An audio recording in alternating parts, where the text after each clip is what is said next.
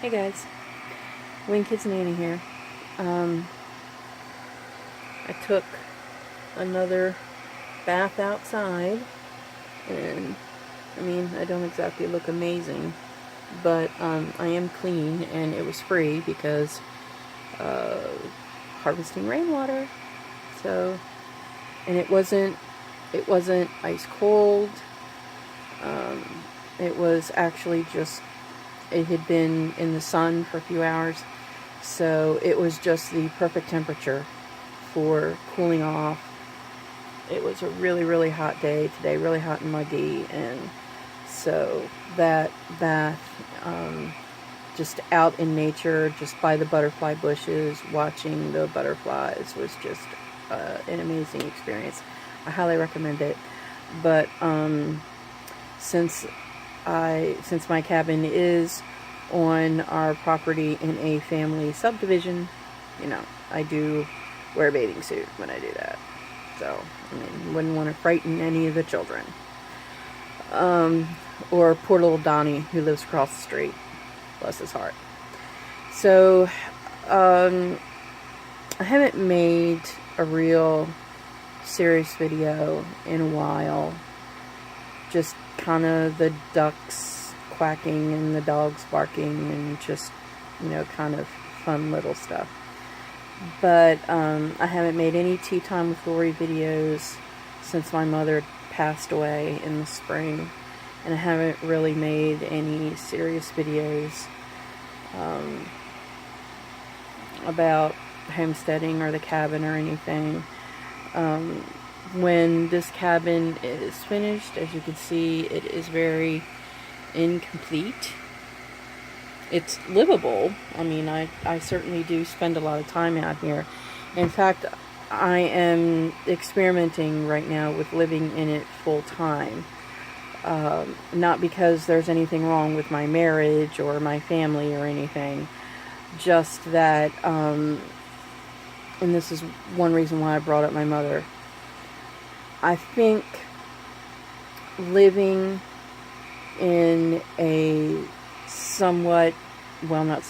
very downsized space, a space that has a few things in it that you love, but not, it's not cluttered with a ton of things that keep your mind sort of, all that noise, all of that mind noise around you, like, the kids and the internet, although I do have internet out here because I work. I'm trying to show my laptop there and my microphone for voiceover and stuff. I do work out here, but mostly I came out here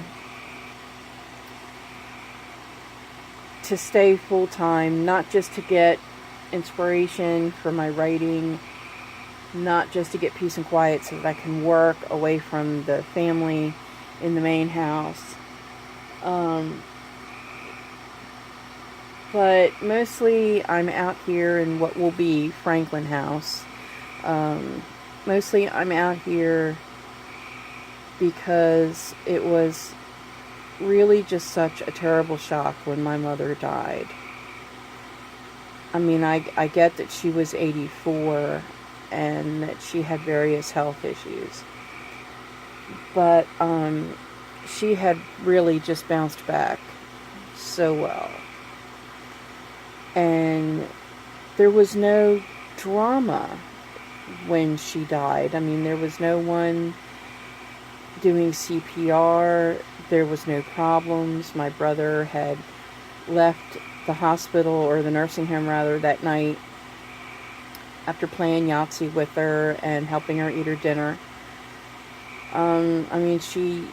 She had bounced back from being completely helpless and on a ventilator to sitting up and talking and eating again and griping about how she wanted a Nathan's hot dog and, not oatmeal for breakfast. And playing Yahtzee, watching her favorite shows, Matlock, Diagnosis Murder, Murder, She Wrote, murder this, murder that.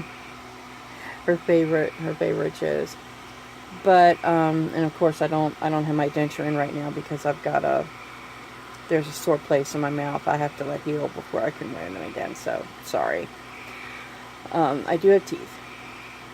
But anyway, it was just so shocking when our mother passed away at 5 in the morning. And I think I came out here to get recalibrated, to maybe do a factory reset on myself. I think we all need to do that from time to time because we get all these viruses and all this crap that piles up, all this baggage. Well, as you can see, there's not a ton of stuff in here. There's pots and pans and a sink, and it's gravity fed, and there's not 50,000 things on the walls or anything like that. And I live out here very, very simply. I have a few things hanging up over here. I have a couple of favorite quilts and a blanket that my mother made me. I think sometimes, every once in a while, it's good especially after a shock, I think it's good if we can get away from everybody and everything while still taking care of our responsibilities, if we have a family, and just be. I have my favorite Bible over there on a shelf that I built, and a few favorite quotes and photographs, things that remind me of my mother and father, my grandmother, after who the cabin is named, Franklin House. It will be a rental property when it's finished. But I think sometimes really we need to declutter our souls, our minds, our hearts, and just get away. Just get away. And I get interrupted a whole lot less now that I am staying full-time in the cabin. I see my family. I see my husband, just whenever I want to, and they know that they can come out here and see me whenever they want to. But right now, I need to be away from them and not away from them full time. That's not what I'm getting at. I need a cozy, comfortable space where I am not constantly bombarded with mental noise and stuff that I know needs to be done and all of that. I was not able to deal with that after the sudden death of my mother. And so I think having a place like this on your property, you not only reconnect with nature, but you also recenter yourself and you reset yourself. I am going to bed when it's dark. I'm just getting ready to get into bed now, as a matter of fact. As you can see, sun just set a little while ago. And I'm getting up at dawn, and my sleep cycles are starting to regulate again for the first time since I can't remember. I don't think I've ever had a regular sleep cycle. I'm starting to feel better, emotionally about everything. And I think I look through that window, or I sit on the porch if it's not incredibly hot, and I just watch the gorgeous sun setting over the mountain. And there's something preparatory about that activity, getting you ready for bed, calming you down, getting the serotonin and the other brain chemicals and the melatonin and all that flowing so that you can settle in. Reading my Bible before I go to bed, praying before I go to bed. all of that seems to come so easily and naturally in this sort of surrounding. I'm not really sure why, but I can tell you that spiritually things are getting better for me, and health-wise things are getting better. Some are, some are not. But I'm dealing with things a lot better from my new little, I don't know if you could call it a fort for grown-ups, but my little command center.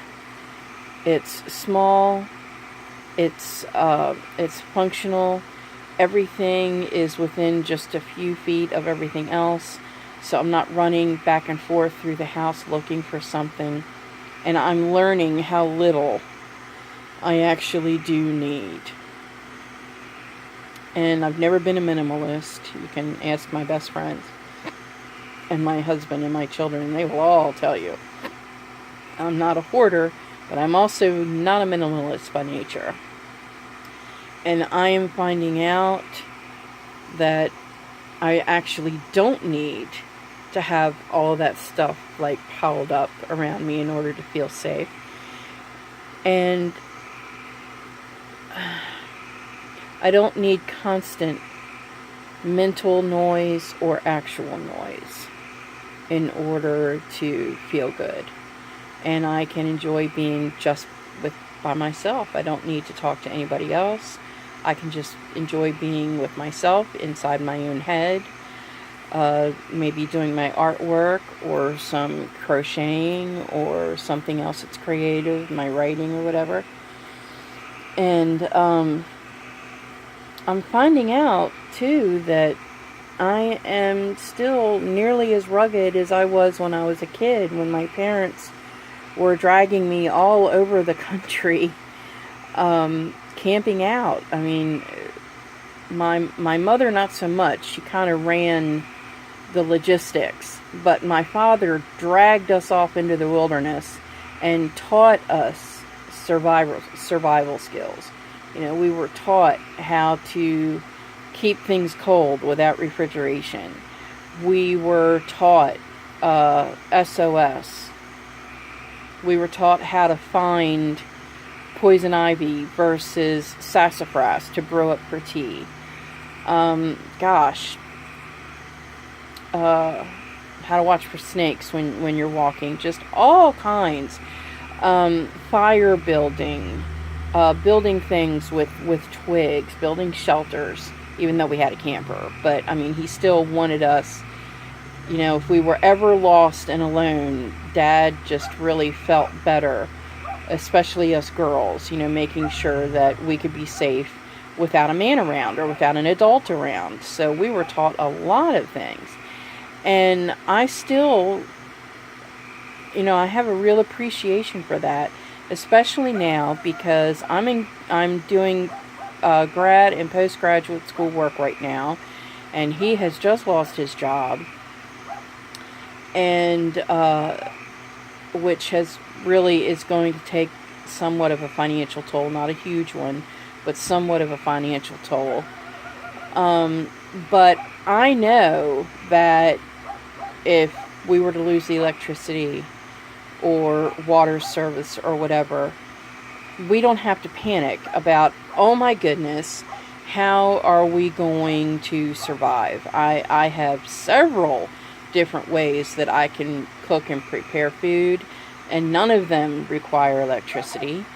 I have a solar charger that I can use to charge our phones, and I mean, there's just all kinds of ways that we could get by. It certainly would not be easy, but it is doable.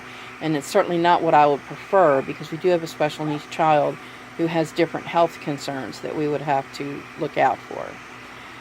But, you know, getting back to what I was saying, I've been going back and dusting off some of those old skills that my parents taught us out in the wilderness. And I have come to realize that, you know, I can make an emergency outhouse and still be sanitary. I can take a bath in rainwater and be very clean and hygienic. I can make pine needle tea from the pine tree in my yard. There are ways that we can survive without, a lot of money coming in. So, and I can make my own soap and make my own shampoo, and just, I can make a lot of things from nothing. Heck, if I needed to, I could go out in the yard right now and I could gather dead leaves and start keeping them until fall, and I can make a mattress out of that.